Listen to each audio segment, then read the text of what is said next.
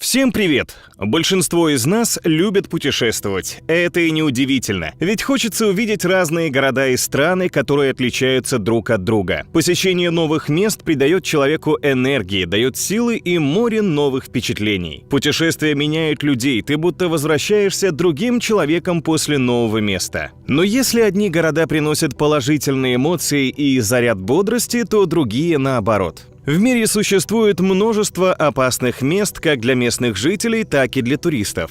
Поэтому лучше знать о таких местах и стараться их избегать. Давайте узнаем, какие же города самые опасные в мире. Поехали! Сан-Педро-Сула, Гондурас. Опаснейший город, который погряз в насилии и убийствах. Только представьте, каждый год на 100 тысяч жителей здесь совершается 170 убийств. Здешние правила позволяют жителям свободно покупать и владеть оружием, что, конечно же, способствует преступности. Это своего рода наркостолица. Здесь фасуют кокаин перед тем, как отправить его в США. Все об этом знают, но сделать ничего не могут. Здесь опасно просто ходить по улицам. Известен случай, когда местные жители убили туриста и забрали у него камеру. В этом городе царит абсолютная анархия. Ежедневно здесь убивает несколько человек. Городом правит коррупция, наркотики и оружие. Каракас, Венесуэла. Столица Венесуэлы считается самым опасным городом в Южной Америке. К тому же Каракас не отличается особыми достопримечательностями, красотой или памятниками архитектуры. Здесь практически нет безопасных районов. В любой момент среди бела дня вас могут убить или ограбить. Наибольшая опасность – это мотоциклисты, так называемые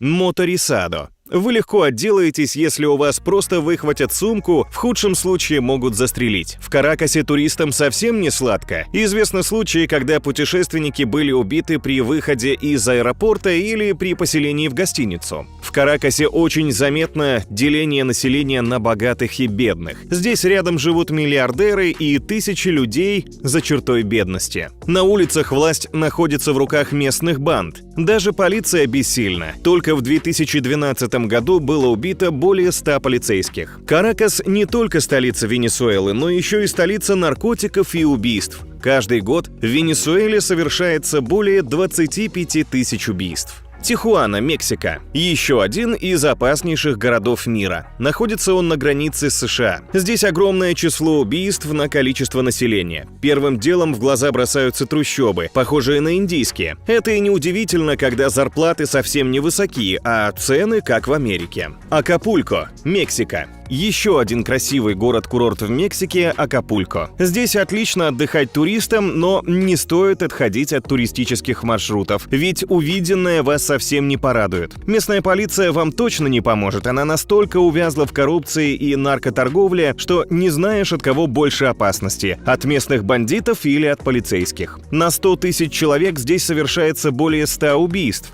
Город погряз в жестокости и наркотиках. Когда-то красивый город с удивительными пляжами, воспетый музыкантами и поэтами, сегодня известен своей криминальной историей. Сьюдад-Хуарес, Мексика. Третий город в Мексике с такой же проблемой. Огромное количество убийств, грабежей, торговля наркотиками и оружием. Здесь даже днем опасно ходить по улице, можно нарваться на разборки местных банд. На улицах этого города постоянно дежурят множество полицейских машин, хотя и среди полицейских много оборотней. Из-за коррумпированных полицейских в городе творится беспредел. Местные жители начали массово уезжать из города в поисках более безопасного места для жизни. Питер-Мариенсбург, Южная Африка. Этот город когда-то посещал Махатма Ганди, и именно ему установлен памятник в центре Питер-Мариенсбурга. Тем не менее, здесь творится полный беспредел. Права людей нарушаются постоянно. На улице тысячи беспризорных детей. Здесь даже днем опасно находиться. Этот город считается одним из самых опасных в Южной Африке. Йоханнесбург, Южная Африка. Еще один город в Южной Африке и один из самых криминальных мегаполисов во всем мире. Не так давно в Южную Африку стало возможно приезжать без визы и находиться тут до 90 дней. Но надо ли оно вам? Отзывы туристов разнятся. Кто-то утверждает, что здесь очень опасно даже днем. Другие говорят, что такие заявления сильно преувеличены. Порт Морсби, Папуа-Новая Гвинея. Этот город имеет необычную историю. Он считается столицей потомков каннибалов. Высокий уровень бедности и преступности делает этот город очень опасным для жизни и для путешествий. Форталеза, Бразилия. Еще один опасный город с высоким уровнем преступности. Форталезу еще называют городом воров. Даже несмотря на то, что здесь живописные пляжи и красивая архитектура, местные жители все чаще покидают этот город. Коррупция, наркотики, ограбления, убийства и похищение людей. Все это здесь стало обычным явлением. Кейптаун, ЮАР. Кейптаун, пожалуй, самый опасный город в Южной Африке. Ни дня не проходит без убийств, перестрелок, ограблений и нападений. Город погряз в бедности и беспорядках. Если вы решите посетить Кейптаун, не путешествуйте в одиночку, не берите с собой ценные вещи и не отклоняйтесь от туристических маршрутов. Карачи, Пакистан. Бывшая столица Пакистана сегодня представляет собой весьма злачное место. Беззаконие, коррупция, преступность и политическая нестабильность сделали этот город очень опасным. Любой вопрос здесь решается оружием или деньгами. Здесь прячутся от закона торговцы людьми, а сумасшедшие фанатики могут в любой момент устроить теракт. В этом городе перестрелкой среди бела дня никого не удивишь. Могадишо, Сомали.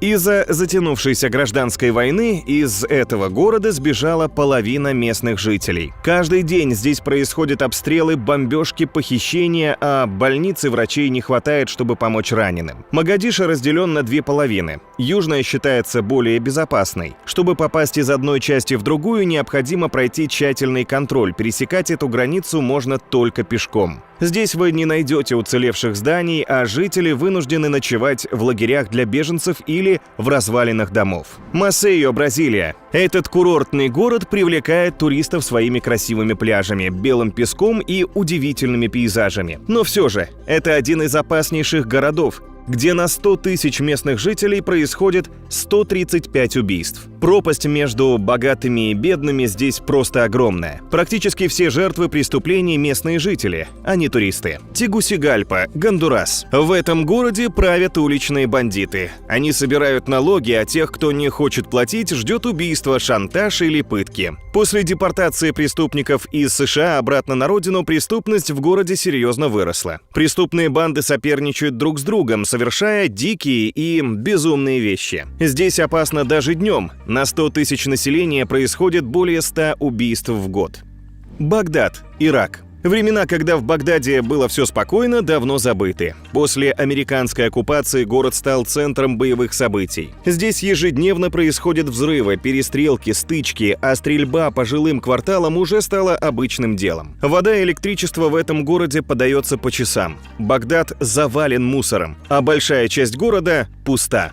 Кали, Колумбия. Город полностью заполнен бандитами. Здесь царит беззаконие и преступность. Помимо этого, в Кали действуют партизанские отряды, которые недовольны правительством. Убийство местных жителей здесь уже стало нормой. На 100 тысяч жителей происходит более 80 убийств. Тем не менее, это очень красивый город, привлекающий к себе туристов. Сан-Сальвадор, Сальвадор. В городе господствуют две крупные банды – МС-13 и Баррио-18. Именно они держат жителей и весь город в напряжении. Столица Сальвадора просто кишит преступниками, которые устраивают свои разборки даже днем на улицах города. Детройт, США. Детройт считается самым опасным городом в США. Еще фильм «Робокоп» показал этот город весьма опасным, где царит насилие и преступность. Почти 40% местного населения находится за чертой бедности. Население города менее 700 тысяч людей, где на 100 тысяч приходится 45 убийств и более 2000 избиений ежегодно. Сана, Йемен. Еще один опаснейший город, где политическая нестабильность наихудшим образом повлияла на жизнь людей. Преступность существенно выросла. Здесь уже никого не удивишь нападениями, взрывами, убийствами и грабежами. Город просто погибает от нехватки воды и электричества. Рио-де-Жанейро, Бразилия. Несмотря на то, что убийств здесь не так много, как в других городах Бразилии, Рио-де-Жанейро далеко не безопасный город. Здесь вы практически 100% будете ограблены. Уровень преступности вырос, хулиганство и грабежи участились. Каждый год количество грабежей растет, особенно крадут телефоны. Тем не менее, сюда приезжает множество туристов ежегодно. Большинство из них приезжает посмотреть чемпионаты по футболу и увидеть статую Христа. Конечно же, любой город, даже самый безопасный, может таить в себе опасность. В каждом городе есть места, которые стоит избегать. Каждому из нас необходимо знать, какие города мира лучше не посещать и выбирать для путешествий более безопасные маршруты. Какой город из нашего списка впечатлил вас больше всего? Пишите в комментариях, ставьте лайк и подписывайтесь на канал. Привет, друзья! Сегодня мы поговорим о городах, которые до глубины души поражают ужасными условиями для жизни, высокой преступностью и нищетой. Африканский континент – колыбель бедных стран, но не только там живут люди за чертой бедности. В этом видео мы расскажем, в каких крупных городах до сих пор нет электричества, питьевой воды и общественного транспорта, какие города катастрофически перенаселены и являются рассадником смертельных заболеваний. Вы узнаете, почему богатые природными ресурсами страны не могут обеспечить своих граждан достойными условиями жизни. Так что пристегивайте ремни и поехали в кругосветное путешествие по 10 беднейшим городам планеты. Дхарави, Индия. Около миллиарда жителей Индии запредельно бедны. Миллионы из них обитают в полной антисанитарии и не имеют доступа даже к питьевой воде. Дхарави – это административный район города Мумбаи, где находятся одни из крупнейших трущоб в мире. Здесь поселяются малоимущие люди, приехавшие из сел в поисках работы. Около миллиона человек проживает в основном в домах из картонной коробки в несколько метров с крышей из куска пластика или шифера. Аренда такого жилья составляет около $4 в месяц при средней зарплате в день $1-2. В Дхарави есть и высотки, но их внешний вид отнюдь не лучше трущоб. Вместо главной улицы здесь широкая труба, по которой люди добираются к работе. По всей территории раскиданы горы мусора. Жители могут спать прямо на лавках, сидеть на земле, пренебрегая санитарными нормами. Здесь много попрошаек, но есть и рабочий класс. В Дхарави много местных фабрик, мастерских, но самая востребованная профессия – сортировщик мусора. Район трущоб сильно контрастирует с респектабельным Мумбаем, центральная часть которого построена англичанами в европейском стиле. Но грязные бедные кварталы все равно пользуются популярностью среди туристов. Конакри, Гвинея. Ужасающая бедность, эпидемии и ядовитые твари. Первое, что приходит на ум при упоминании Гвинеи. Несмотря на изобилие природных ресурсов, бокситов, алмазов, золота, большая часть населения страны катастрофически бедная. В городе Конакри, столице Гвинеи, отсутствует общественный транспорт, до сих пор встречаются перебои с электричеством и водоснабжением. Этническая дискриминация и колоссальное социальное расслоение затормаживают развитие перспективного портового города. Средний доход в Конакри составляет $5 в день, а цены на товары и услуги совсем не дешевые. Например, 1 литр бензина стоит около $1,5. Сама столица утопает в мусорных свалках, от которых за километр слышен неприятный запах. Обратиться в больницу или дать ребенку достойное образование уже роскошь. Истерзанная войнами и пропитана коррупцией Гвинея очень медленно развивается. Люди зарабатывают себе на жизнь в основном в ресурсодобывающих компаниях и на предприятиях обрабатывающей промышленности. Кроме того, через порт Конакри осуществляется экспорт фруктов, кофе, ценных ископаемых, рыбы. Но этого не хватает для преодоления финансовых проблем. Монровия, Либерия. В XIX веке бывшие темнокожие рабы из Америки основали на берегу Атлантического океана страну свободы – Либерию. Но со временем гражданские войны, эпидемии лихорадки Эбола, затяжные экономические проблемы сделали Либерию беднейшей страной Западной Африки. Более 60% жителей живут за чертой бедности. Экономика сосредоточена на экспорте железной руды, каучука, древесины, но этого недостаточно для поддержания приемлемого уровня жизни граждан. В Монровии, столице Либерии, большинство населения живет на $1-2 в сутки. Люди вынуждены жить и трудиться без электричества и при отсутствии питьевой воды. Чтобы обеспечить семью и хозяйство, местные жители дожидаются автоцистерн с водой, но и те ездят нерегулярно. В городе отсутствует асфальтированное покрытие и общественный транспорт. На огромные расстояния либерийцы передвигаются пешком по грязным разбитым улицам. В Монровии не хватает хватает квалифицированных врачей и препаратов, что порождает высокий риск заражения инфекциями ВИЧ, гепатитом и другими заболеваниями. Международные политические организации помогают стабилизировать ситуацию в Либерии, но процесс восстановления проходит очень медленно. Петаре в Каракасе, Венесуэла. Когда-то богатое нефтью южноамериканское государство Венесуэла переживает трудные времена. Раскол власти, обвал экономики, гиперинфляция привели население страны к бедности и росту преступности. Столица Венесуэлы Каракас – один из самых опасных городов мира. В этом большом, но очень бедном городе многие здания превратились в руины. Большинство людей не могут получить хорошее образование или найти достойную работу. Столица поделена на районы. К юго-востоку расположены более-менее безопасные кварталы, а вот в западные районы лучше не заходить. Один из самых известных криминальных районов Каракаса – трущобы Петаре. Здесь каждый день борьба за выживание. Большинство людей живут в так называемых домах из картона и тряпок. Петаре – это рассадник несовершеннолетних воров и убийц, обитающих в горах мусора. Районом правят уличные банды, постоянно воюющие между собой за власть. От рук уголовников ежедневно погибает более десятка людей. Местные жители страдают от насилия, голода и антисанитарии. Невозможность купить еду и лекарства толкают их ступать на преступный путь. Антананариву, Мадагаскар. Мадагаскар – одно из беднейших государств мира, застрявшее в промышленном средневековье. Коррупция, военные конфликты, государственные перевороты сделали более 70% населения страны критически бедными. Столица Мадагаскара напоминает один большой стихийный рынок. Местные жители, будучи запредельно бедными, не любят просить милостыню. Они найдут способ заработать. В основном они продают то, что найдут на многочисленных городских свалках. Колоритные торговцы переносят свой товар на головах и раскладывают прямо на тротуаре. Кроме того, люди здесь занимаются животноводством, обработкой земли и производством кирпича. На неасфальтированных дорогах можно встретить современные автомобили, гужевой транспорт и даже самодельные аппараты. Поскольку большинство земли заселено незаконно, город переполнен людьми, живущими в антисанитарии. Но неплохие условия, невысокий уровень преступности и смертности не мешает местным семьям иметь в среднем по 5 детей.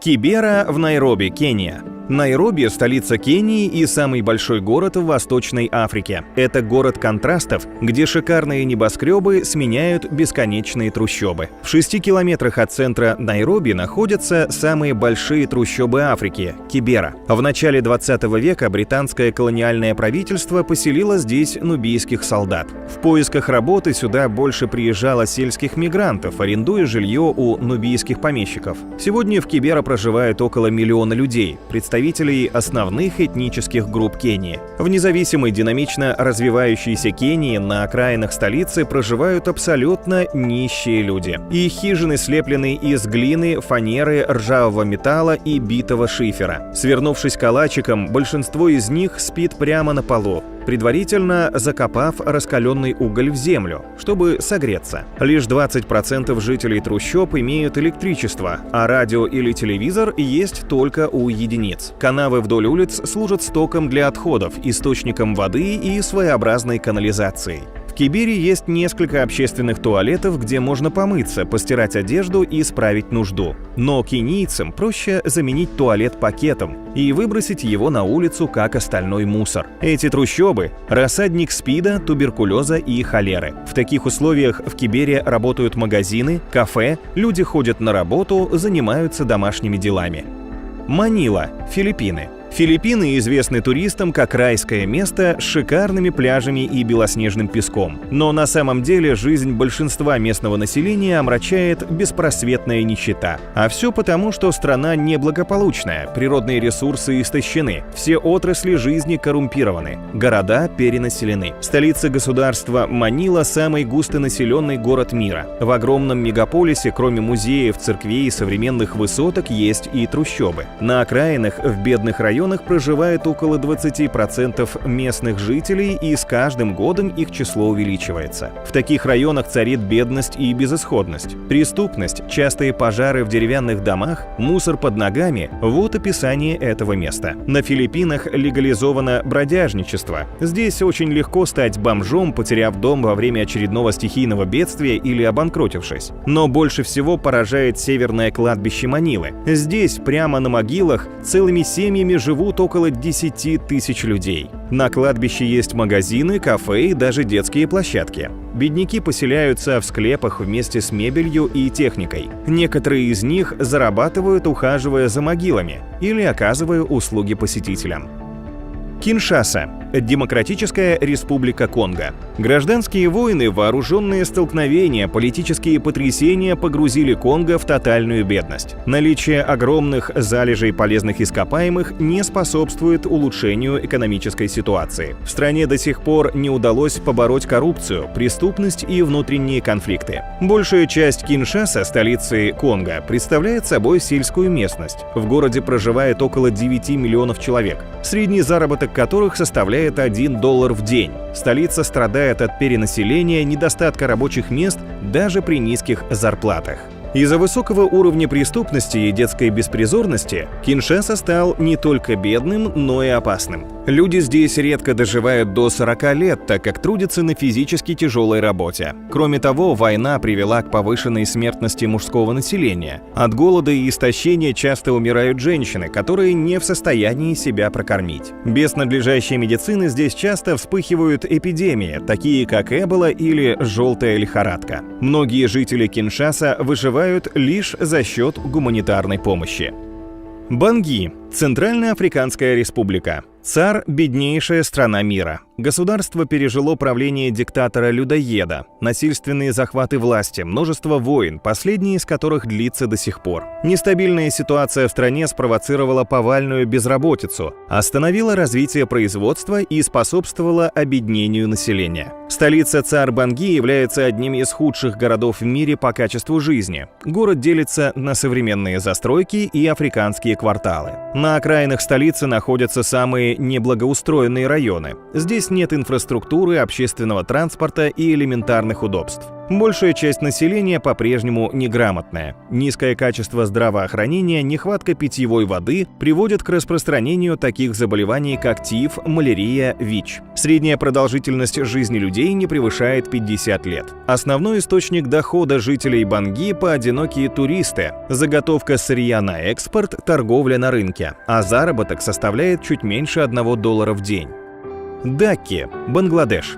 Бангладеш – удивительная страна с богатой историей, древними памятниками, чистыми песчаными пляжами и всепоглощающей бедностью. Экономический рост страны тормозит коррупция, бездарное использование ресурсов, политическая нестабильность и социальное неравенство. Столица Бангладеша Дакка считается социальным дном планеты и самым грязным местом в мире. Из-за внутренних мигрантов, приезжающих на заработки, город похож на муравейник. На площади 304 квадратных километра проживает более 15 миллионов людей. В Дакке плохие дороги, почти нет светофоров, а скопление народа создает невероятные пробки. Уровень загазованности превышает норму в 10 раз. Местные жители справляют нужду прямо на улицах, в канавы на обочине. Все вокруг завалено разлагающимся мусором, нечистоты сливаются на улицу или в реку. Рядом уличные торговцы продают еду, которую принято есть руками. Антисанитария и жаркий климат способствуют развитию эпидемий. Четверть населения Дакки безработна, а больше половины всех работающих заняты в домашнем хозяйстве или неорганизованном труде. Активное ведение сельского хозяйства не помогает полностью преодолеть голод, так как урожай периодически уничтожают наводнения. Привет, друзья! Задумывались ли вы, какими будут города в будущем? Возможно, летающие автомобили и гуляющие среди людей роботы станут когда-то не сюжетом фантастического фильма, а обыденной реальностью. Современные футурологи предполагают, что к 2050 году в мегаполисах будут возвышаться километровые небоскребы, управляемые искусственным интеллектом. Умная техника будет работать самостоятельно, а люди станут использовать специальные экзоскелеты, придающие суперсилу. Сбудутся ли прогнозы? Поживем – увидим. А пока мы покажем вам 10 уникальных уникальных проектов будущего. Япония, Китай, Саудовская Аравия наиболее активно работают над созданием футуристических городов. Но и другие страны не отстают. Линейный город, город под водой, смарт-сити, плавучий город. Такой архитектурный прорыв ожидает нас в ближайшем будущем. Над некоторыми из этих уникальных городов уже начали работу, другие планируют возвести через несколько лет, а третьи находятся на стадии заморозки, ведь пока не существует необходимых технологий. В любом случае, каждый проект достоин внимания, так что садитесь поудобнее, ведь мы отправляемся в тур по 10 городам будущего. Поехали! Воуэн-Сити, Япония. Оказывается, компания Toyota Motor может быть не только инноватором в автомобильной индустрии, но и с нуля построить автономный город будущего. Воуэн-Сити переводится как «город, сотканный из множества волокон». Он расположится в паре часов езды от Токио у подножья знаменитой горы Фудзи, на территории бывшего завода автопроизводителя. Площадь умного города составит 700 тысяч квадратных метров. Первыми его жителями станут 360 сотрудников Toyota, ученых и пенсионеров. Со временем население планирует увеличить до 2000 человек. Функционировать город будет за счет солнечной и геотермальной энергии. Воуэн-Сити представит собой смесь жилых и коммерческих зон, парков, деревянных домов и зеленых насаждений. Это будущая живая лаборатория, где в реальных условиях будут тестировать новые технологии: искусственный интеллект, умные дома, беспилотный транспорт и роботов. Люди, здания, транспортные средства в городе будут связаны между собой с помощью данных и датчиков. Проект рассчитывают завершить к 2024 году. The Line, Саудовская Аравия. Немало шума наделал и арабский проект NEOM, в рамках которого началась работа над футуристическим городом The Line. NEOM — это пустынная территория на северо-западе Саудовской Аравии, в провинции Табук на берегу Красного моря. NEOM, то есть новое будущее, будет включать в себя несколько регионов, одним из которых является The Line. Что же такое The Line? Это линейный эко-город, что будет состоять из двух протяженных зданий, расположенных параллельно друг другу и соединенных между собой мостами. Высота сооружений составит 500 метров, ширина 200 метров, а протяженность около 170 километров. Гладкий зеркальный фасад будет отражать море, пустыню, горы и парки между ними. Проект нацелен на использование новой концепции безгравитационного урбанизма, что означает трехмерное расположение инфраструктурных объектов один слой над другим. Таким образом, ежедневно используемые места, школы, магазины, больницы, парки расположатся в шаговой доступности от квартиры. Здесь могут комфортно разместиться несколько миллионов человек. Автор проекта принц Мухаммед ибн Салман обещает завершить строительство к 2030 году, но инженеры утверждают, что сроки сдвинулись. Нет-Сити, Китай. Как же список городов будущего может обойтись без китайского экономического чуда? Правильно, никак. Футуристический умный город Нет-Сити будет построен на участке мелиорированных земель вдоль залива Дачань в городе Шэньчжэнь. На площади 2000 квадратных метров, приблизительно как размер Монако, возникнет инновационный город внутри существующего города. Изюминкой Нет-Сити станет отказ от автомобильного транспорта и использование энергосберегающих технологий. Город будет оснащен необходимой инфраструктурой, а транспортное сообщение будет проходить на подземном уровне. На поверхности будут лишь пешеходные и велосипедные дорожки. Никакого уличного движения, только много зелени и инновации. Главной особенностью Нет-Сити или чистого города будет максимальная экологичность и безопасность. Первая фаза строительства завершилась в 2022 году, а полное окончание проекта планируется в течение 7 лет. Затем в этом уникальном месте смогут поселиться не менее 80 тысяч человек. Акон-Сити, Сенегал. Американский рэпер Akon тоже строит свой город. Звучит безумно. Но это так. Певец имеет сенегальские корни и много делает для развития Африки. В 2018 году рэпер анонсировал строительство Акон-Сити и запуск собственной цифровой валюты Acoin. Все расчеты в футуристическом городе должны вестись исключительно в этой криптовалюте. Город будет расположен вблизи столицы Сенегала Дакары, на площади около 8 квадратных километров. Akon планирует создать экологически чистый город, который будет полностью питаться от солнечной энергии и предоставлять местным жителям доступ к надежным источникам энергии и современным технологиям. Эйкон Сити будет оснащен искусственным интеллектом, технологией блокчейн и другими инновационными решениями. Благодаря этому проекту Сенегал станет лидером в использовании возобновляемых источников энергии и даст пример другим странам. Строительство Эйкон Сити планируют завершить в течение 10 лет, но отдельные части города будут доступны для использования уже в ближайшие годы. Эйкон — это африканский Илон Маск, как считаете? Elysium City, Испания. Первый в Европе Smart City появится в Испании. Первый этап работ завершится уже в 2023 году. Идею создания Elysium City придумал бывший президент компании Walt Disney Джон Кора, а за разработку проекта отвечает компания Кора Альфа. Созданный с нуля город будущего будет работать исключительно на солнечной энергии. Он разместится недалеко от Кастельбланка в автономии Эстремадура на юго-западе Испании. Elysium City будет соответствовать целям ООН в области устойчивого развития, среди которых ответственное потребление, качественное образование, гендерное равенство и чистая энергия. Здесь планируют возвести до 2000 жилых объектов, железнодорожный вокзал, тематический парк в стиле Диснея, спортивный стадион и многое другое. В жилых кварталах будут обустроены зеленые зоны, умная уличная инфраструктура, цифровые автобусные остановки и бесплатный Wi-Fi по всему городу. По плану к 2028 году должен завершиться второй этап строительства, и в Elysium City появится гоночная трасса Формулы-1 и центр верховой езды.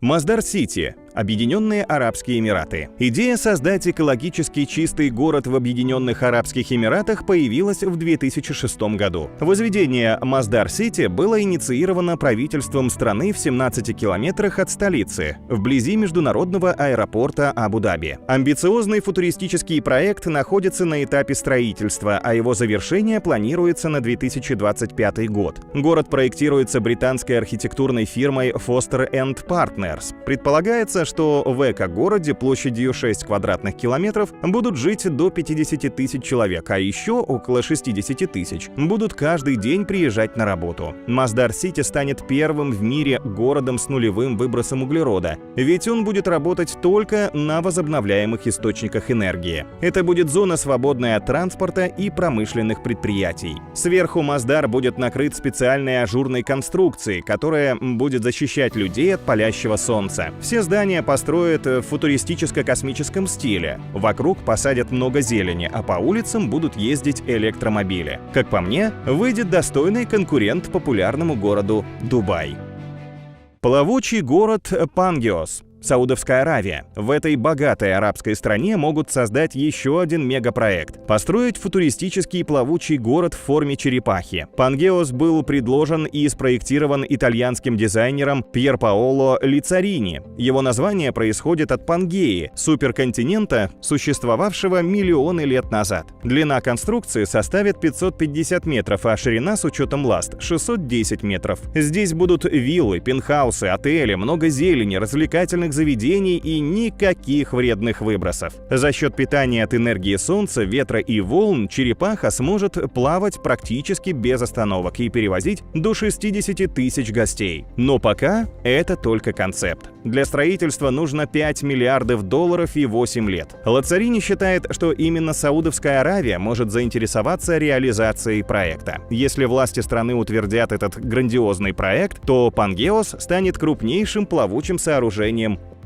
в истории. Earth Scrapper Mexico City, Мексика. Пока другие страны строят небоскребы до самых облаков, Мексика решила построить город-небоскреб под землей. Идею подали архитекторы из мексиканской компании BNKR Архитектура и назвали этот проект Earth Scrapper, то есть землескреб. Проект, выдвинутый в Мехико в 2015 году, представляет собой перевернутую пирамиду из армированной стали и стекла. Здание будет уходить под землю на глубину 300 метров, и в нем будет насчитываться 65 этажей. Почему это считается городом, а не домом? Потому что здесь смогут работать и полноценно жить люди, не поднимаясь на поверхность. Они будут обеспечены теплом, водой, пищей, энергией и светом. Первые 10 этажей землескреба будут отведены под музеи, посвященные ацтекам. Далее будут места развлечений, еще ниже жилые помещения, за ними офисы, и в самом низу будут структуры, обеспечивающие функционирование города. города. Earthscraper смог бы решить проблему перенаселения Мехико, но отсутствие финансирования и расположение Мексик в сейсмоопасной зоне заморозили работу над проектом.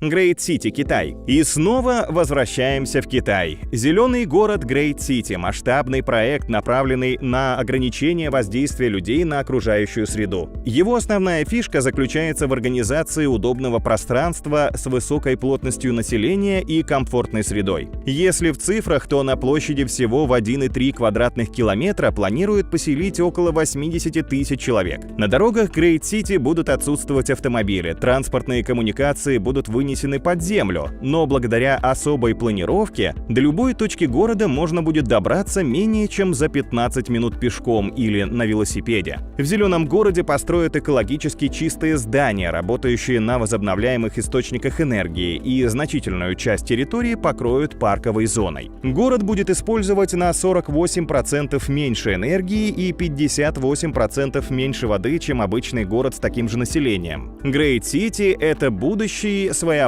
город-спутник китайского мегаполиса Чэнду. Концепцию Great City разработала чикагская компания Gordon Gill Architecture. Проект был запущен в строительство осенью 2012 года.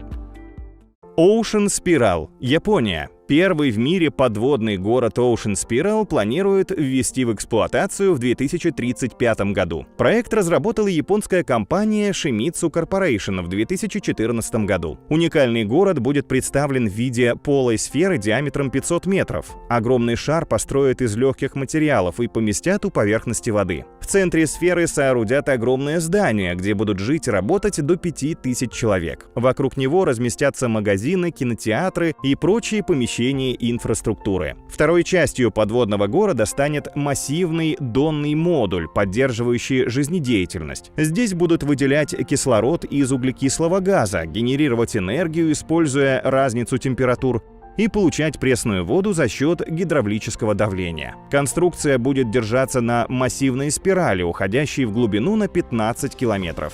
Технологий, способных реализовать этот проект, пока не существует. Но, по мнению ученых, к 2030 году они должны появиться. И имея в запасе 5 лет времени и 26 миллиардов долларов, эта концепция станет реальностью. Приветствуем вас, друзья, на канале Фактограф. Сегодня мы окунемся в мир загадок и тайн, скрытых под водной гладью. Представьте себе величественные города, некогда полные жизни, сейчас покоятся на дне морей и океанов, окутанные легендами и мифами. Эти затопленные мегаполисы хранят в себе историю, которую мы едва можем себе представить. Как они оказались под водой? Что произошло с их жителями? Ответы на эти вопросы волнуют каждого, кто хоть раз задумывался над этой темой. В этом видео мы погрузимся в атмосферу таинственных руин и увидим захватывающие кадры с глубин. Мы покажем вам Порт-Роял, Тунис-Гераклион, Рунгхольд, Шичен и другие города, которые сегодня скрываются под толщей воды. Но перед этим не забудьте подписаться на наш канал и нажать на колокольчик, чтобы не пропустить новые видео. А теперь хватайте свои акваланги и давайте вместе нырнем в это удивительное приключение. Тунис-Гераклион, Египет. Тунис-Гераклион долгое время считался мифическим местом, плодом воображения древних историков. Пока в 2000 году в нескольких километрах от города Александрия французские археологи не обнаружили его под водой. Исследователи считают, что Тунис-Гераклион некогда был воротами Древнего Египта в Средиземное море. Он представлял собой процветающий портовый город и еще 13 веков назад являлся крупным торговым центром. В конце 8 века пришедший в упадок город был разрушен сильным землетрясением и вызванным им цунами, а затем исчез под водой. В ходе раскопок археологи обнаружили множество артефактов, в том числе золотых и серебряных предметов, которые, вероятно, использовались в ритуальных церемониях благословения фараонов при их восшествии на трон. Среди бесценных сокровищ также выделяются фрагменты храма, посвященного Амону, одному из значительных божеств древних египтян, монументальная статуя из красного гранита, изображающая бога плодородия Хапи, и бронзовая структура царя и бога Осириса. Рунгхольд, Германия. По информации The Times, стародавнее поселение было найдено под слоем ила Северного моря. На его территории археологам удалось обнаружить фундамент древней церкви. длиной 40 метров и шириной 15 метров. В своей работе ученым частично удалось реконструировать карту города. Но что случилось с этим поселением? Согласно легендам, Рунгхольд или немецкая Атлантида был затоплен во время наводнения Святого Марцелла в 1362 году. Историки считают, что этот шторм унес жизни около 25 тысяч человек и уничтожил ряд населенных пунктов. Археологи предполагают, что Рунгхольд был важным городом и портом в Северной Фризии, в районе современной Германии, который в средние века принадлежал датскому герцогству Шлезвиг. В нем могло быть до 500 домов, в которых жило около 3000 человек. На шумных улицах Рунгхольда велась торговля сельскохозяйственной продукцией, рыбой, устрицами, рыболовными сетями и янтарем. И в один момент все кануло в лету. Легенды рассказывали, что шторм стал наказанием жителям за грехи, пьянство, безбожие и гордыню из-за богатства. Ятлит-Ям, Израиль. Это одно из старейших затонувших поселений, когда-либо обнаруженных учеными. Возраст руин Ятлит-Ям по версии современных ученых составляет не менее 9000 лет. Просто вдумайтесь в эту цифру. Обнаружили Ятлит-Ям случайно в 1984 году, когда искали на морском дне остатки затонувших кораблей. Теперь этот древний город непрерывно исследуют ученые. Однако причина затопления Ятлит-Ям остается главной загадкой. Многие исследователи считают, что поселение постепенно ушло под воду из-за таяния ледников и расширения границ Мирового океана. Другие же склоняются к версии внезапного цунами. Несмотря на возраст, город отлично сохранился. Археологи обнаружили остатки прямоугольных домов, очагов, кремниевые орудия труда. Даже скелеты в здешних могилах все еще остаются нетронутыми. Предполагается, что местное население тогда жило на побережье, обрабатывая землю и занимаясь ловлей рыбы для пропитания. Но больше всего вопросов вызывает другая находка – 7 огромных каменных монолитов, установленных полукругом возле пресноводного источника. Каково было их предназначение?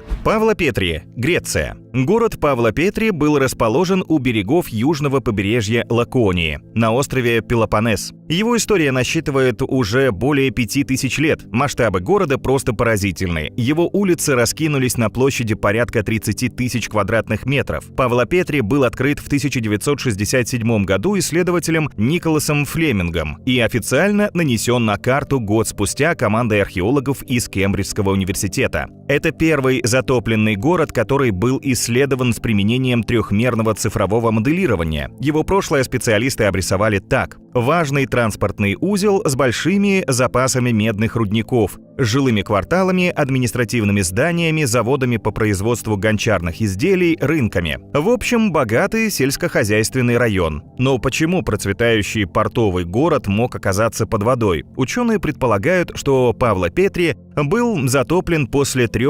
катастрофических землетрясений, которые произошли в этом районе около 1000 года до нашей эры. Подводные руины Йонагуни, Япония. Между Восточно-Китайским морем и Тихим океаном находится загадка, окутанная тайной. В этом месте неподалеку японского острова Йонагуни в 1985 году во время туристической экспедиции были обнаружены массивные подводные образования. Происхождение этих образований породило жаркие споры. Являются ли они полностью естественным образованием, либо имеют частичное или полное искусственное происхождение? Никто точно не знает. Центром подводной архитектурной схемы Йонагуни являлось строение высотой 42 метра и сторонами 183 на 150. Оно состояло из 5 этажей. Около центрального объекта также находились небольшие пирамидки с высотой до 10 и шириной в 2 метра. Хотя происхождение руин Йонагуни остается неизвестным, некоторые люди считают, что это остатки давно утраченной тихоокеанской цивилизации. Возможно, строение было возведено японским доисторическим народом Джамон, датируемым еще 12-тысячным годом до нашей эры. Порт-Роял, Ямайка.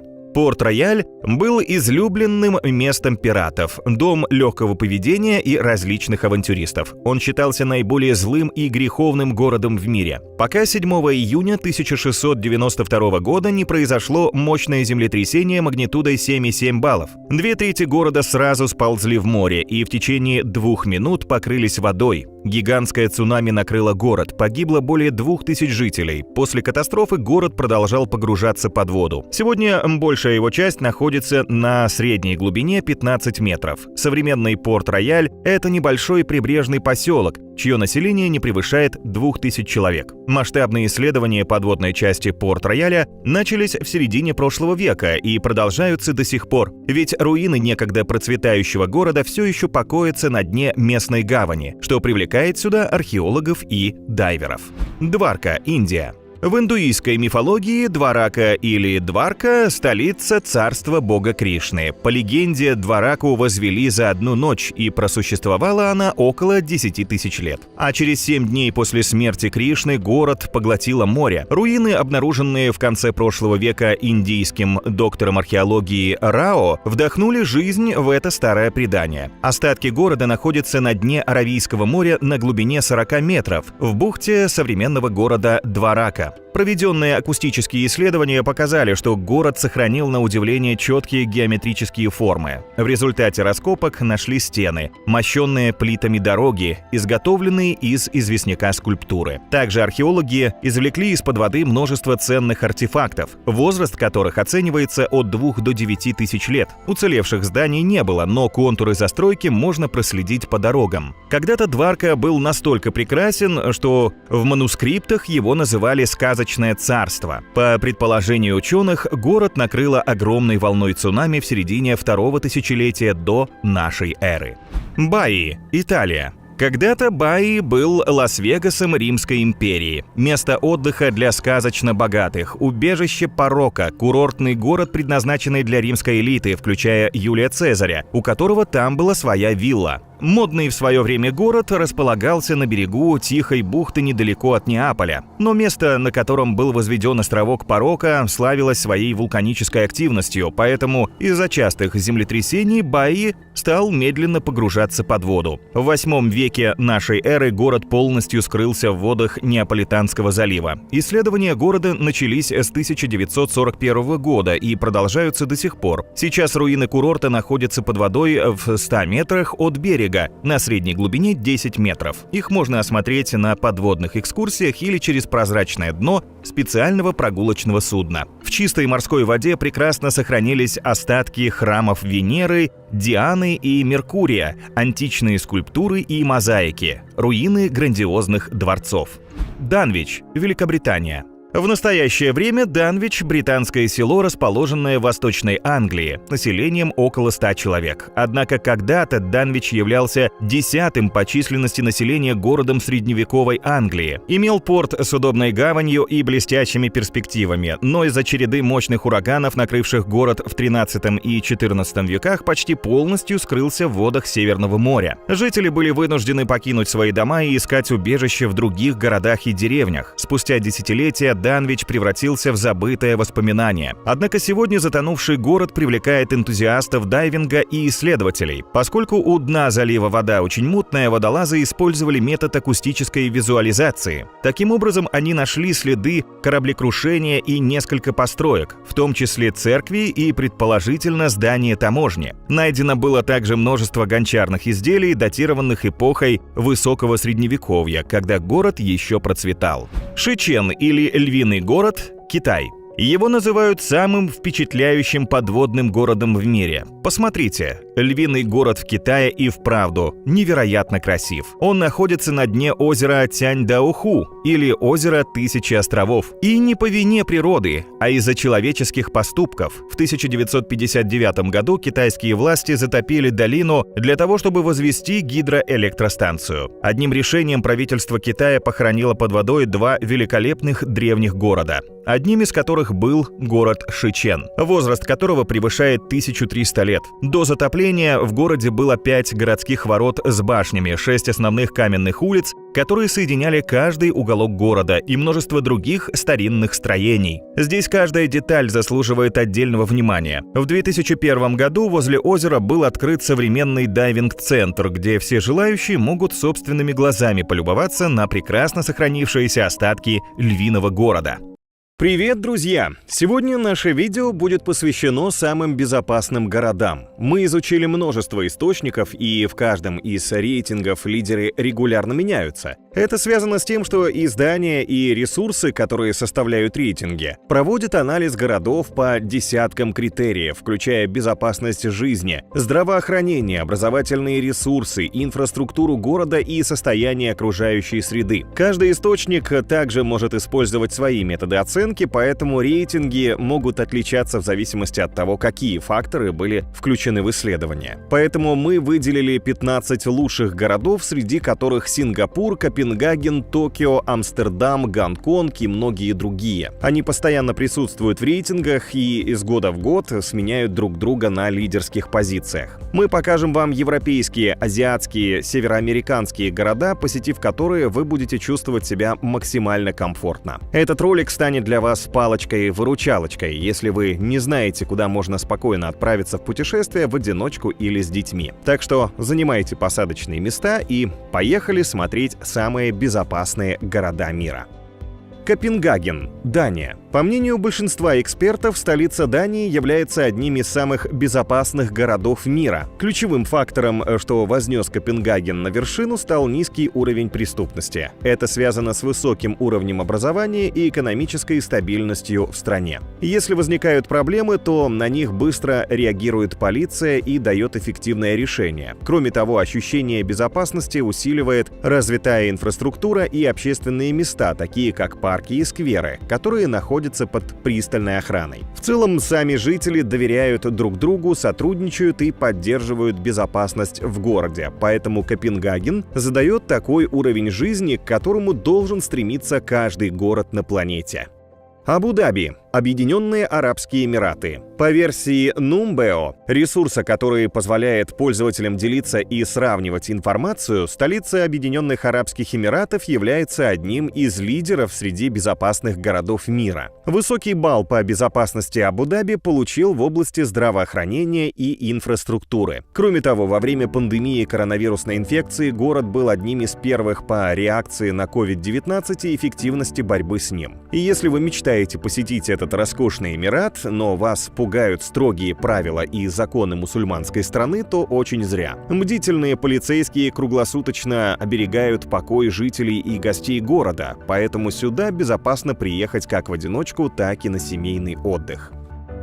Торонто, Канада. Крупнейший мегаполис Канады является не только безопасным, но и одним из самых комфортных для жизни городов. Он получил высокие оценки благодаря налаженной системе управления отходами и устойчивому развитию. Здесь функционирует надежный и безопасный транспорт и удобно обустроены улицы. В городе довольно низкий криминальный уровень, хотя и есть пару мест, куда не стоит заходить ночью. Жители Торонто доброжелательные и общительные люди, которые доверяют своему правительству. Ведь власти почти полностью избавились от коррупции и обеспечили гражданам достойный уровень жизни. Поэтому смело могу сказать, что Торонто – пример для подражания для многих городов.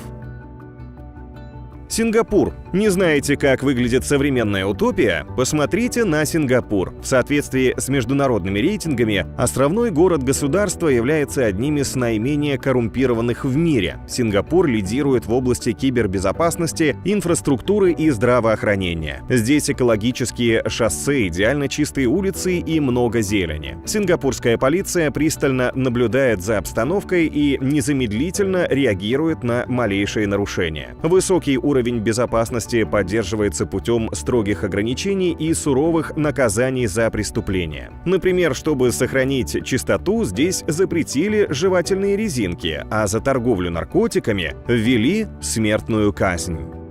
Сидней, Австралия. Самый крупный город Австралии – это один из самых безопасных уголков нашей Земли. Высокие позиции Сидней занимает в сфере инфраструктуры, цифровой безопасности, политики и конфиденциальности. Программа «Умный город», по которой везде размещены датчики и камеры наблюдения, круглосуточно защищает местное население. Культура Сиднея ориентирована на добропорядочные отношения и заботу друг о друге. Гости города чувствуют гостеприимство, заботу и полную безопасность. Разумеется, нет гарантии, что вы не станете жертвой мелкого воришки, но, глядя на общую картину, преступность здесь стабильно низкая.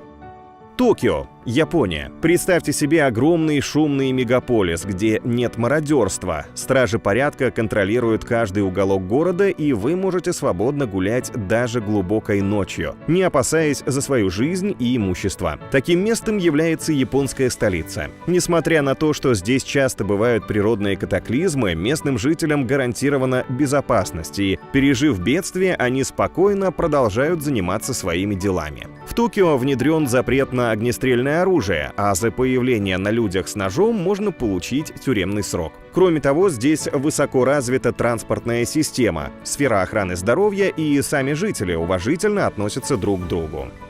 Амстердам, Нидерланды. При соблюдении должных норм поведения жить в Амстердаме можно с минимальным уровнем предосторожности. Да, здесь легализована проституция, и марихуану можно приобрести в ближайшем магазине, но это не делает город опасным. В столице Нидерландов все передвигаются на велосипедах, поэтому здесь мало ДТП и достаточно чистый воздух. Вы не встретите в городе попрошаек, ведь за этим пристально следит полиция. Но все же нужно остерегаться карманных воров. В целом, Амстердам — это центр молодежной культуры, от которого веет непринужденностью, свободой и толерантным отношением к людям. Веллингтон, Новая Зеландия. Экологичность, стабильная экономика и высокий уровень качества жизни. С этим в первую очередь ассоциируется столица Новой Зеландии. В этом городе созданы самые комфортные и безопасные условия для обучения, трудовой деятельности и воспитания детей. Веллингтон считается социально благополучным населенным пунктом. Здесь нет безработицы, наблюдается низкий уровень преступности и нищеты. Местные власти продолжают совершенствовать город в этом направлении. Кроме того, Веллингтон притягивает туристов умопомрачительными ландшафтами, знакомыми по фильмам «Властелин колец» и «Хоббит», и теплым субтропическим климатом. Так что я даже не побоюсь назвать Веллингтон самым счастливым городом мира. Гонконг, Китай. Стать одним из самых безопасных городов мира Гонконгу не помешало ни преступное прошлое, ни мелкие правонарушения, которые случаются по сей день. По развитию дорожной системы и общественного транспорта город занимает лидирующие позиции. Здесь очень низкий уровень смертности в ДТП, а перемещаться можно не только по земле, но и по воздуху и воде. Жители и гости Гонконга спокойно ходят ночами, ведь улицы охраняют отлично подготовленные полицейские. Строгие наказания удерживают криминогенность на достаточно низком уровне. Уберечь людей от частых тайфунов, сопровождающихся сильными ветрами и ливнями, помогает специальная система оповещения. Жители заблаговременно узнают о приближающемся стихийном бедствии и могут укрыться в безопасном месте. Мельбурн, Австралия. Твердое место среди лидеров по безопасности занимает еще один австралийский город-миллионник – Мельбурн. Если вы долго искали место, где будет баланс между современным мегаполисом и спокойным городом, ориентированным на устойчивое развитие, то поздравляем, вы его нашли. В Мельбурне практически нет безработицы. Наблюдается высокий уровень кибербезопасности и здравоохранения. Здесь очень много зелени, и большинство людей предпочитают пользоваться общественным транспортом. Так дешевле и удобнее. Поэтому экология сохраняется на высоком уровне, а на дорогах почти нет пробок. С первого дня посещения Мельбурна вы будете чувствовать себя как дома. Стокгольм, Швеция. По международным стандартам столица Швеции является одним из самых чистых, красивых и безопасных городов мира. Здесь высоко развита транспортная инфраструктура, а также много внимания уделяется личной безопасности и здоровью граждан. 30% города занимают зеленые насаждения, поэтому здесь очень высокое качество воздуха. Местные власти держат курс на обеспечение устойчивости города, то есть на создание комфортной среды обитания без ущерба для будущих поколений. Стокгольм практически полностью очищен от коррупции, а криминогенность ограничивается в основном лишь мелкими правонарушениями. Как по мне, Стокгольм — это такой себе школьный отличник, который может быть примером для подражания для других городов.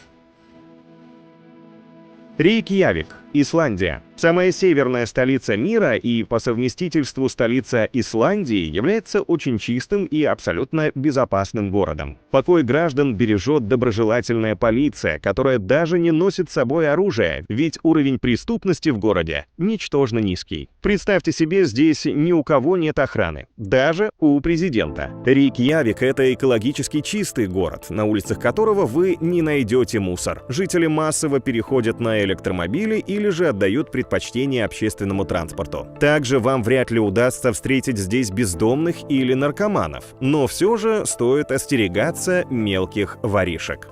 Сеул, Южная Корея. Столица Южной Кореи Сеул — это молодой и динамичный мегаполис, где царит порядок и комфорт. Еще его называют умным городом, ведь здесь регулярно внедряются инновационные технологии, чтобы упростить и сделать более удобной жизнь людей. Местные власти провели оптимизацию городской инфраструктуры, создали безопасную среду для всех групп населения и сделали упор на развитие электронного правительства. С точки зрения преступности, Сеул также является благополучным как для местных жителей, так и для туристов. Корейцы с большим уважением относятся к чужой собственности, поэтому забытый на лавочке в парке мобильник вы, вероятнее всего, найдете нетронутым.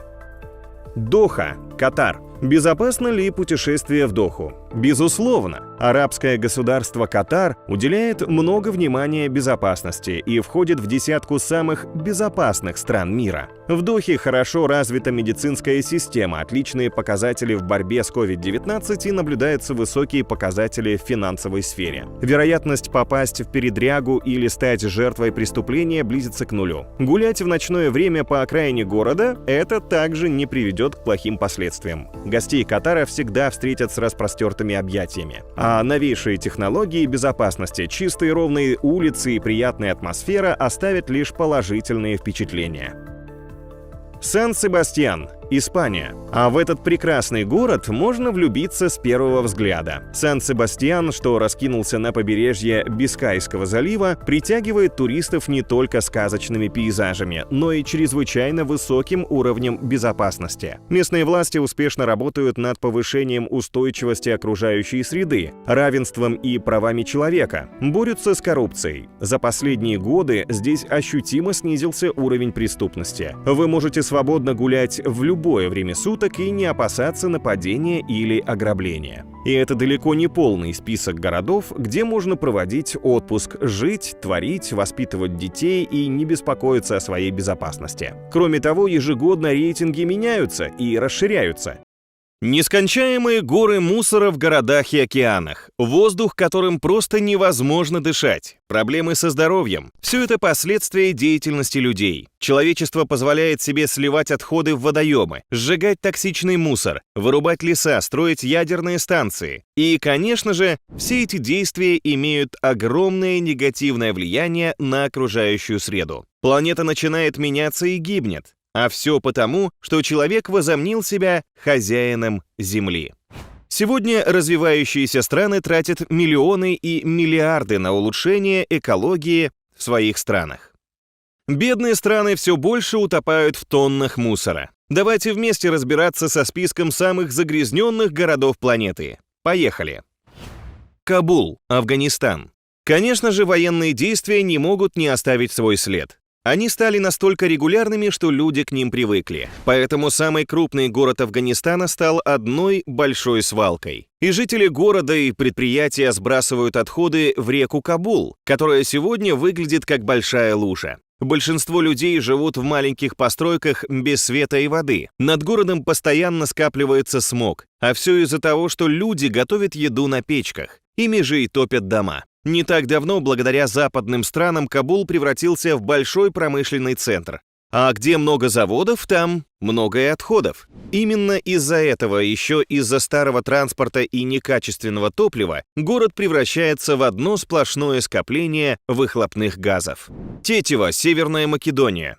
В этом небольшом городе находится сталелитейное предприятие. Именно оно сильно загрязняет воздух. Несмотря на это, правительство страны разрешило владельцам предприятия не торопиться с установкой очистительных фильтров. Экология города ухудшается, люди даже выходят на митинги, но ничего не помогает. Предприятие продолжает работать и загрязнять воздух. Вдобавок к этому устаревший транспорт добавляет огромное количество выхлопных газов, а отсутствие центрального отопления привело к тому, что люди топят дома углем и деревом. В зимнее время экологическая ситуация еще ухудшается, ведь на территории всей страны работают угольные электростанции. Из-за этого в атмосферу происходит выброс взвешенных частиц и сажи. Фаридабад, Индия. Куда же без Индии в нашем антирейтинге? В Фаридабаде проживает более 1 миллиона людей, которые вынуждены дышать ужасным воздухом и пить грязную воду. Здесь налажено производство холодильников, мотоциклов, тракторов. Из-за постоянных выбросов в атмосферу выхлопных газов, промышленных отходов, сжигания мусора, город стал очень пыльным и грязным. Царившая нищета вынуждает людей мыться и стирать одежду в реке. В эту же реку сбрасывают мусор и отходы. Многим людям приходится пить воду из реки. Акбокблаши, Ганна. Здесь вы найдете самую большую свалку бытовой техники на Земле. Ежегодно сюда привозят более 200 тысяч тонн сломанной электронной техники, которая выделяет около 130 тысяч тонн токсичных отходов, в основном свинца. На сегодня эти объемы постоянно увеличиваются. Аккра, Ганна.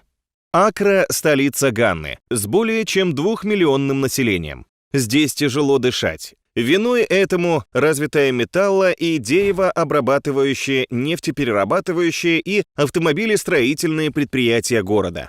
Но главная причина загрязненности – это сжигание отходов. Здесь находится огромная свалка бытовых отходов, и чтобы получить алюминий и медь, местные жители выжигают их из старых приборов. Из-за этого в воздухе образуется токсичный дым, который со временем просто убивает людей. Большинство таких добытчиков умирают молодыми из-за отравления ядовитыми парами.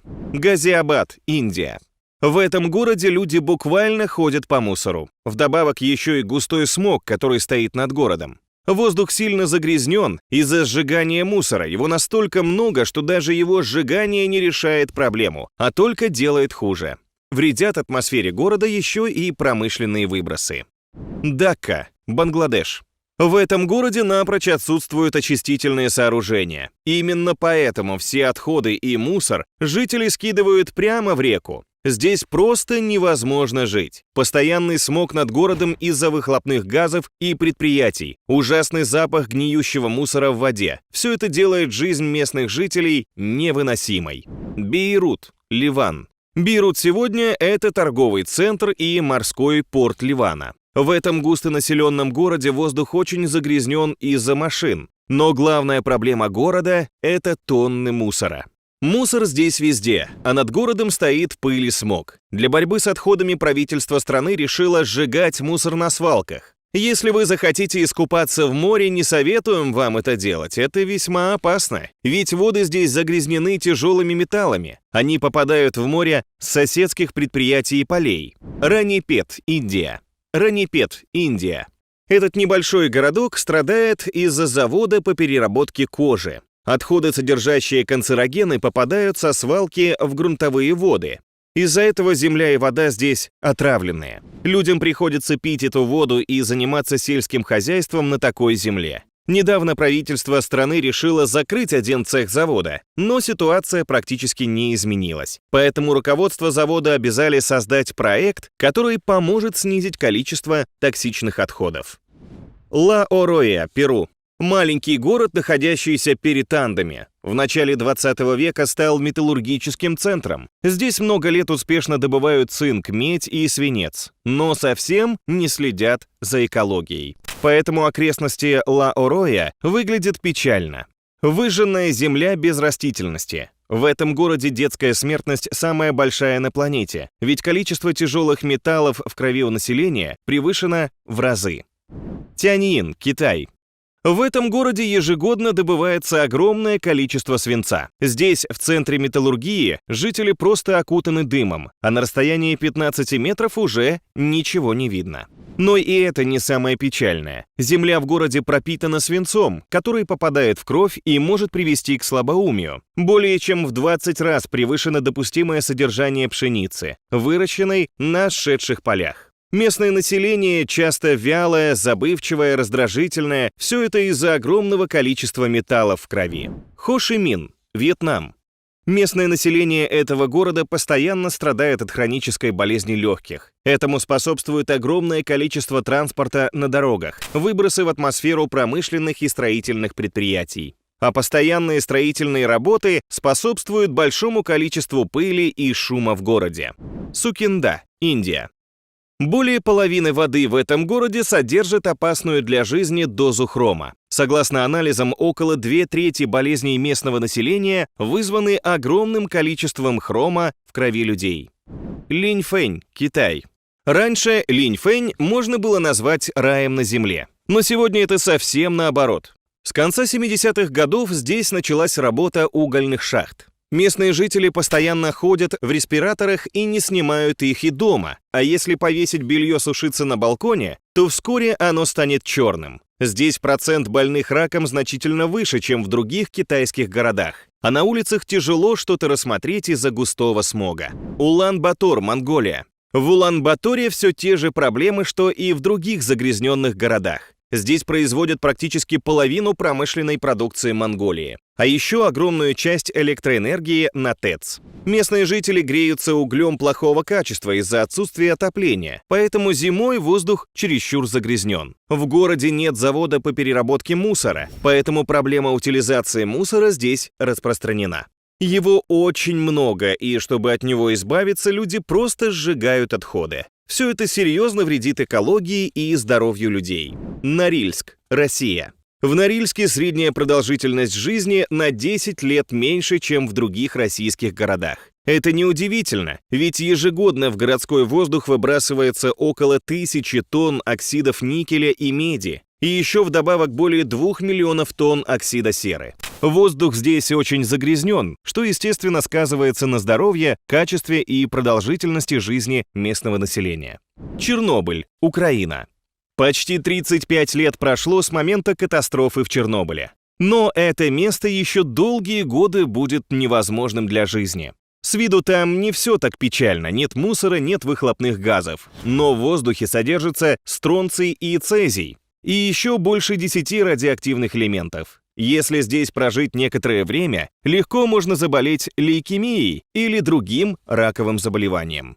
Кабве, Замбия. В начале 20-го столетия здесь были найдены залежи свинца, и весь прошлый век местные жители добывали и выплавляли свинец. Так как производство никто не контролировал, в атмосферу попало огромное количество токсичных отходов. Несмотря на то, что уже несколько десятков лет назад все предприятия закрылись, последствия деятельности людей сказываются на местном населении и сейчас. Так, в 2006 году в крови детей, проживающих в Кабве, обнаружили кадмия и свинца в 10 раз больше. Своей бездумной деятельностью и постоянной жаждой наживы человечество навредило не только окружающей экологии, но и самому себе. Поэтому сейчас мы видим города и океаны, утопающие в мусоре, людей, пытающихся избавиться от мусора и сжигающих его, что приводит к другим катастрофам. Человечество возомнило себя хозяином планеты, за что сейчас и расплачивается. А вы как считаете, получится ли у нас в ближайшее время решить проблему с мусором и с выбросами в атмосферу, чтобы следующее поколение смогло дышать чистым воздухом и пить чистую воду? Друзья, всем привет! Рады вас видеть на канале Фактограф. В этом видео пойдет речь о самых старых городах мира. Первые поселения возникали там, где были наилучшие условия для жизни. Наличие пресной воды, плодородная почва, благоприятный климат, расположение на торговых маршрутах. Это основные критерии, которыми руководствовались древние люди. Первые города-поселения начали формироваться в Месопотамии, на побережьях рек Тигр и Ефрат, вдоль реки реки Нил возле Средиземного моря. Доподлинно никому не известны точные даты формирования древних городов, но археологические раскопки показывают, что первые цивилизации начали проявляться почти 12 тысяч лет назад. Бейрут, Пловдив, Эль-Фаюм, Сузы, Дамаск и ряд других городов существовали задолго до нашей эры. Мы покажем вам, где находятся эти старые города, за что их так любят туристы и какие древние достопримечательности там можно посмотреть. Готовы приоткрыть занавес в прошлое? Тогда поехали!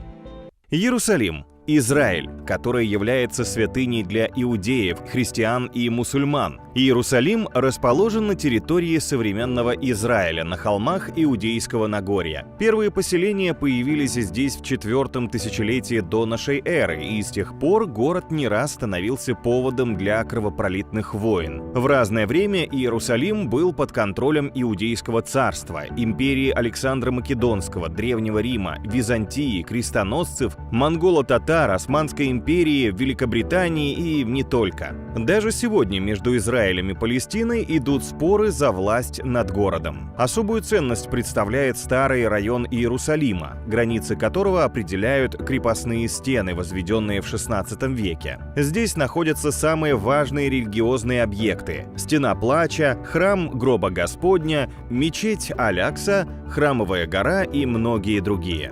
В 1981 году Старый Иерусалим был внесен в список всемирного наследия ЮНЕСКО.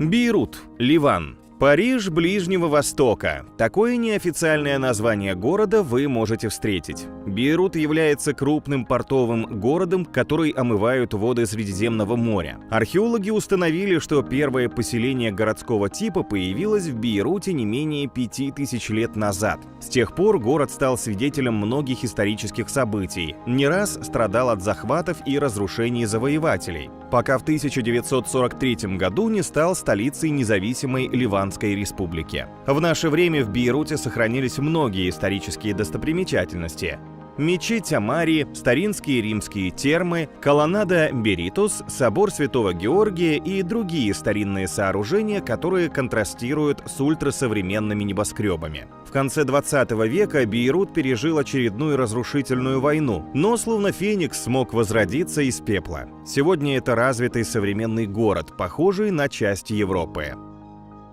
Газиантеп, Турция. Один из старейших городов мира раскинулся на юго-востоке Турции. Историки убеждены, что первые поселенцы жили на этом месте примерно за 4000 лет до нашей эры. Время шло, населенный пункт менялся, развивался и переходил из рук одного народа к другому. Кто здесь только не жил. Хетты, ассирийцы, византийцы, османы, и каждый из них оставил свой след в истории города. В этом вы можете убедиться, посетив местный археологический музей с артефактами разных эпох и другие исторические сооружения, такие как крепость Газиантеп и мечеть Куртулуш. В Средневековье Газиантеп был важным пунктом шелкового пути, связанного с другими крупными городами Ближнего Востока. В то время местные жители ткали ковры, продавали пряности и ткани. Этим люди занимаются и сегодня, но уже на фабричном уровне. Обратите внимание, что ранее город назывался Антеп, а приставка «Гази» появилась только в 20-х годах прошлого века.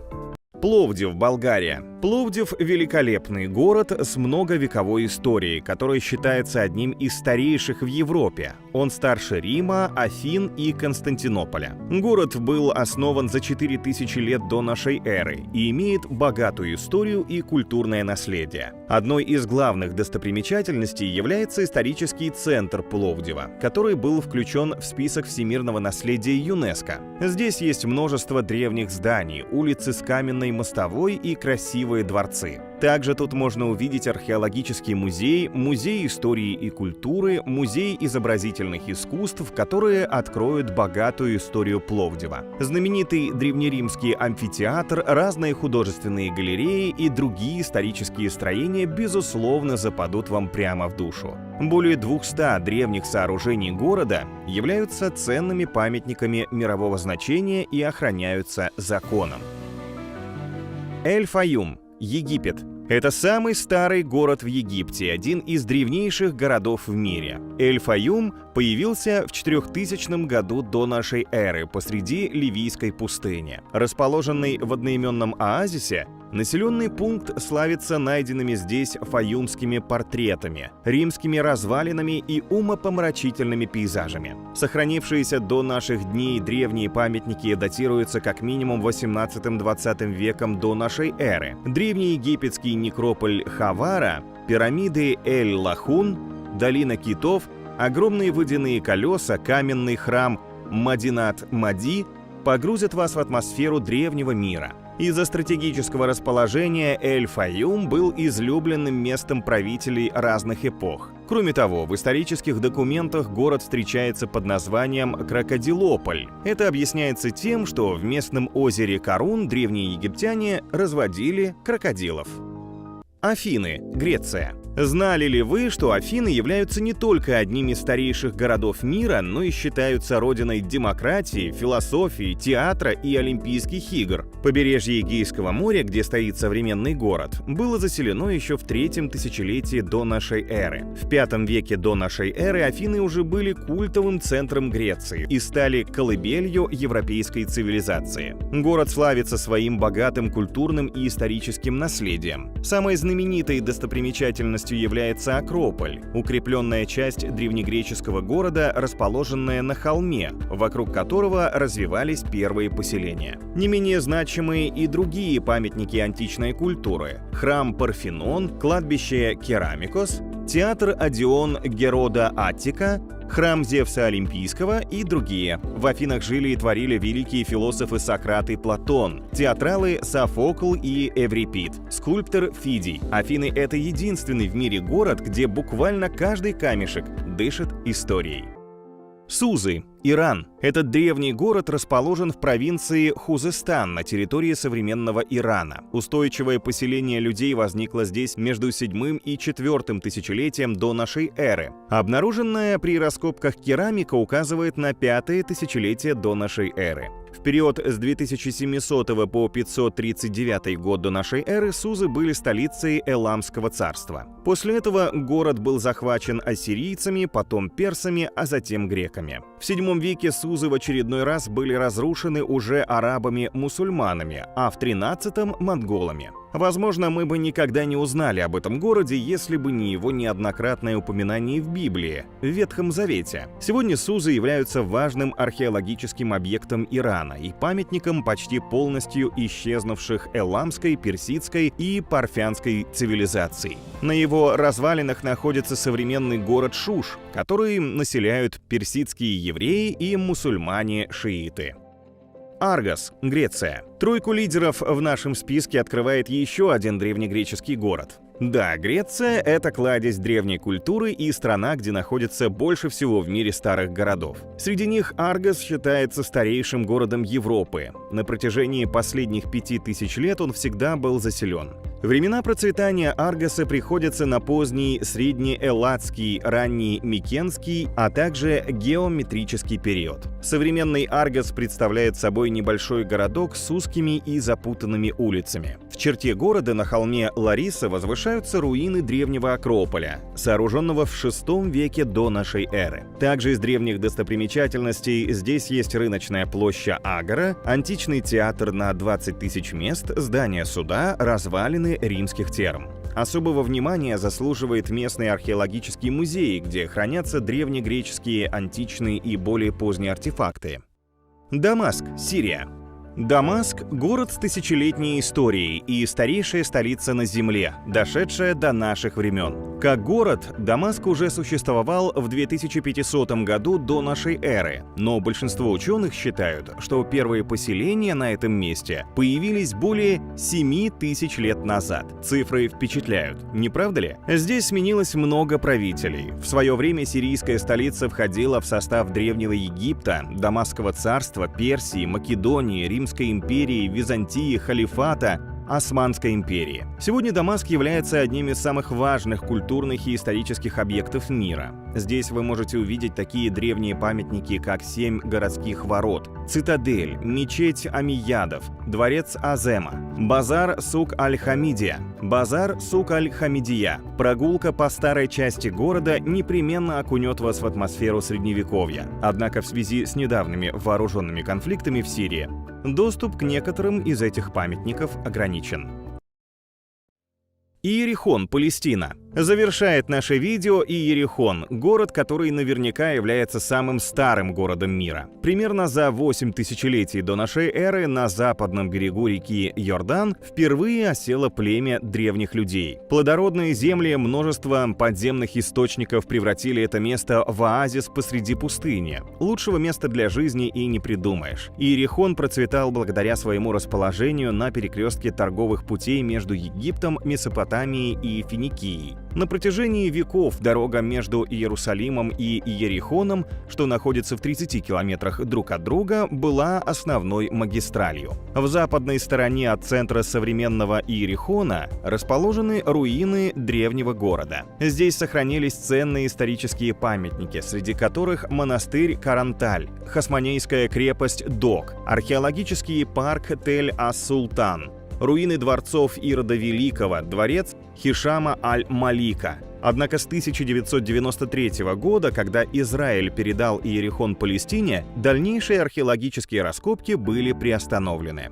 Привет, друзья! Рады видеть вас на канале Фактограф. В этом видео мы с вами посмотрим самые удивительные катакомбы и подземные города мира. Пекин, Париж, Палермо, Александрия и многие другие города откроются вам совершенно с другой стороны. Вы узнаете, в каких древних катакомбах когда-то обитали люди, где находятся современные подземные города и почему в 21 веке все еще кто-то живет под землей. Фантастический соляной замок, величественный храм, город вина, источник с целебной водой. Все это спрятано под землей. Мы расскажем вам, какие катакомбы стали последним пристанищем для миллионов людей, какие спасли жизни во время войны, а какие помогали заработать немного денег. Готовы отправиться в захватывающее подземное путешествие? Тогда пристегивайте ремни и вперед!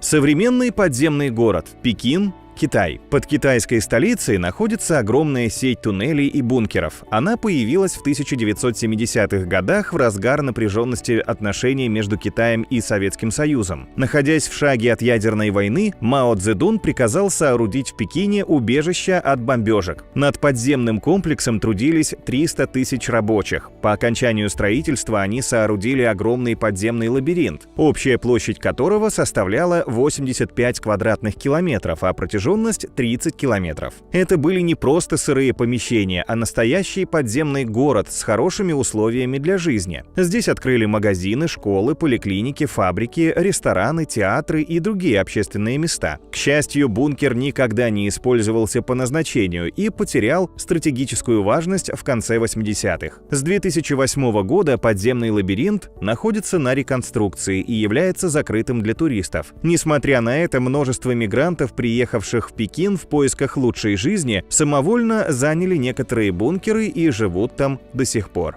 Катакомбы Ордена Капуцинов, Палермо, Италия. Одно из крупнейших подземелий мира располагается на итальянском острове Сицилия. Загадочные катакомбы под монастырем Капуцинов стали последним пристанищем для более чем 8 тысяч человек. Для более чем 8 тысяч людей. Первое захоронение было сделано в 1599 году. Здесь хоронили не только капуцинов, а и представителей местной элиты, духовенства и аристократии. Так катакомбы обрели славу самого престижного кладбища в Палермо. Официально подземелье стало закрытым для погребений в 1822 году, но после этого здесь было похоронено еще несколько тел. Катакомбы капуцинов обладают особенными свойствами почвы и атмосферы, что способствует сохранению мертвой плоти. Кроме того, все тела здесь предварительно высушенные, обработанные уксусом и мумифицированные. Так, в таинственных коридорах и комнатах они столетиями сохраняются в стоячих, лежачих и сидячих позах. Достаточно жуткое зрелище. Вход в катакомбы открыт для туристов, но не каждый решится на такую мрачную экскурсию. Подземный город Деринкую, Каппадокия, Турция. В 1963 году в Каппадокии был открыт подземный древний город Деренкую. Таинственная пещера состоит из 8 уровней, которые уходят вглубь земли на 60 метров, вплоть до подземных вод. Археологи предполагают, что подземелье было сооружено за несколько столетий до нашей эры. Здесь была организована вся необходимая инфраструктура, жилые помещения, продовольственные склады, школы, разные лавки, колодцы, громадные вентиляционные шахты и многое другое. По некоторым данным, в древние времена в Деренкую проживало около 20 тысяч людей вместе с домашним скотом. Так жители могли себя обеспечить от внешней угрозы. Но до сих пор нет однозначного ответа, как без наличия специальной техники они смогли построить целый город в горной породе. Ученые полагают, что сегодня исследовано лишь 10-15% подземных пещер, но этого достаточно, чтобы все желающие смогли прогуляться по безопасному маршруту и почувствовать атмосферу древнего Деренкую. Соляные копии в Величке, Польша. Недалеко от Кракова находятся уникальные многоуровневые катакомбы, в которых каждый элемент высечен из соли. Соляные копальни имеют 9 уровней, глубиной до 200 метров. В период с 13 по 20 столетие здесь проводились соледобывающие работы, а с 1978 года соляные шахты Величка входят в список мирового наследия ЮНЕСКО. На это фантастическое подземелье съезжаются посмотреть люди со всего мира. В тоннелях общей протяженностью практически 300 километров расположены необычные скульптурные и архитектурные изделия из соли. Здесь есть изысканные подземные залы, часовни, барельеф и подземное озеро, а на глубине 101 метра расположилась самая огромная и действующая до сих пор часовня Святой Кинги. Крупнейший подземный храм имеет высоту 12 метров, а длину 54. Он полностью высечен из соли, включая пол, стены и даже люстры, и здесь регулярно проводятся богослужения. Уникальный подземный город Кубер-Пиди, Австралия. Посреди жаркой австралийской пустыни уже более 100 лет существует подземный город. Он был основан в 1915 году, когда здесь обнаружили месторождение опалов, одного из видов драгоценных камней. Многие искатели разноцветных драгоценностей стали перевозить сюда семьи. Спасаясь от палящего солнца, шахтеры решили жить в землянках, где температура воздуха держится на уровне 22 градусов Цельсия. Так возникло название Кубер-Пиди, что в переводе с языка аборигенов означает «нора белого человека». Типичный дом местного жителя состоит из нескольких спален, гостиной, кухни и ванной комнаты. Чтобы избежать разрушений, потолки в комнатах поддерживаются массивными колоннами толщиной до 1 метра. Из-за отсутствия канализации кухня и туалет расположены на поверхности при входе, а доступ свежего воздуха в подземелье осуществляется с помощью специальной вентиляции. Также в подземном городе есть церковь, магазин, музей, бар и даже отель. Сегодня Кубер-Пиди приходит в упадок, так как молодежь выезжает отсюда в поисках более стабильной работы и комфортных условий жизни.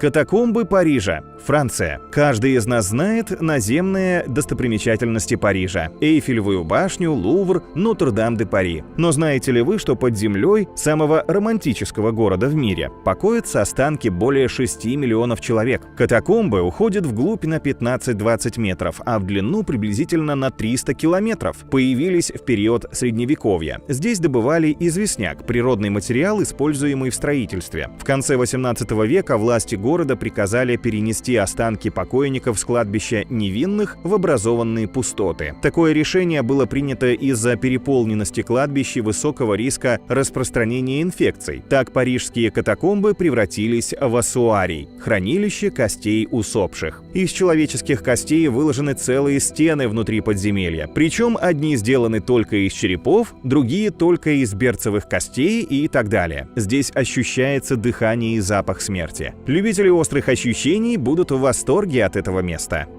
Одесские катакомбы, Украина. Огромный подземный лабиринт под Одессой и ее окрестностями протянулся более чем на 3000 километров. Сюрреалистические катакомбы были проложены в 19 веке. Здесь активно добывали камень-ракушечник, из которого в то время строили большинство зданий в городе. Разнообразные лабиринты и подвалы прятали в своих стенах людей от эпидемии чумы, а во время Второй мировой войны скрывали партизанов. Однако многие из них, не зная особенностей тоннелей, так и не смогли найти выход наружу и остались здесь навсегда. Сегодня стены катакомб все так же выложены ракушечником разного цвета и структуры. Некоторые залы находятся в аварийном состоянии, а некоторые наглухо опечатаны, ведь ведут прямо в дома и используются одесситами в качестве погреба. В этих так называемых минах местные жители могли хранить не только продукты и вина, но и контрабандные товары. Посещение одесских катакомб допускается лишь с гидом. Самостоятельная экскурсия может плохо закончиться, ведь разветвленная сеть слишком запутанная, а точной карты до сих пор не существует.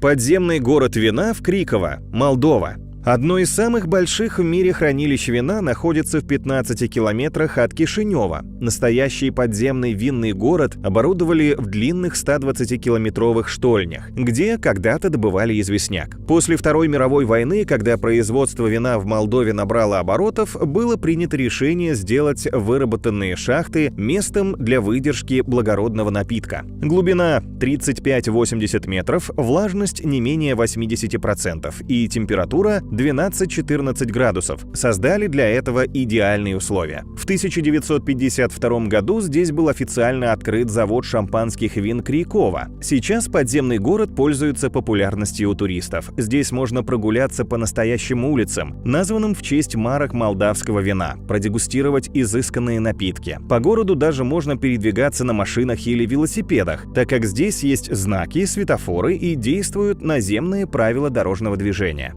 Катакомбы Святой Соломонии на Кипре. На кипрском курорте Пафос можно насладиться не только пляжным отдыхом, но и посетить древние достопримечательности, как, например, катакомбы Святой Соломонии. Одна из главных христианских святынь острова представляет собой комплекс из нескольких пещер, вырубленных в известняковой горе. Появилась она приблизительно в IV веке до нашей эры и использовалась для языческих захоронений. Здесь до сих пор хранятся фрески и письмена крестоносцев, относящиеся к XII веку. По легенде, во II веке до нашей эры Соломония со своими сыновьями пряталась в этих катакомбах от сирийского царя Антиоха. Но их нашли и всех 7 детей убили на глазах у матери. Сама женщина скончалась от горя и была похоронена в одной из пещер. Так катакомбы получили свое название и стали считаться священным местом. В пещерную церковь с часовнями съезжаются верующие со всего мира, надеясь, что это поможет исцелить любой недуг. Перед входом в катакомбы люди вешают на фисташковое дерево вещи больных, набирают святую воду из источника в глубине подземелья и обращаются к святой Соломонии с мольбами о помощи. Подземный город Карис на острове Киш, Иран. Старинное подземелье под иранским городом Киш было сооружено более 2500 лет назад. Оно располагается под землей на глубине 15 метров и занимает площадь порядка 10 тысяч квадратных метров. До сих пор неизвестно точное предназначение 3-километровых туннелей и способ их образования. Возможно, люди укрывались в подземелье от жары, так как температура воздуха здесь весь год держится на уровне плюс 24 градусов Цельсия. Внутри каменных лабиринтов оборудована старинная водопроводная система, которая обеспечивала водой засушливые районы. Она представляет собой серию вертикальных колодцев, построенных по древней технологии, вдоль склона для фильтрации воды. Несколько лет назад в подземелье сделали масштабную реконструкцию. Сейчас там работают магазины, кафе, кинотеатры, что еще больше привлекает в Карис нескончаемый поток туристов. Катакомбы Ком-эль-Шугафа в Александрия, Египет. Настоящий подземный лабиринт является одним из самых важных исторических объектов в Александрии. Катакомбы были случайно обнаружены в 1900 году, когда осел, бродивший по окраине города, провалился в шахту. Археологи предполагают, что подземелье было сооружено около 2000 лет назад и изначально предназначалось для захоронений одной богатой семьи. Позже место погребения расширили, и сейчас здесь покоится несколько сотен мумий. В катакомбы ведет винтовая лестница, спустившись по которой на глубину 30 метров можно попасть в ротонду, куполообразное круглое помещение. От ротонды сетью расходятся многочисленные залы и погребальные камеры с высеченными нишами для саркофагов. Сама гробница состоит из 3 уровней: верхней погребальной комнаты, основной и нижней, которая ныне затоплена. Архитектура и роспись катакомб Ком-эль-Шугафа соединила в себе элементы римского, греческого и египетского стиля. Все гробницы украшены статуями, колоннами и барельефами, которые сохранились практически в первозданном виде.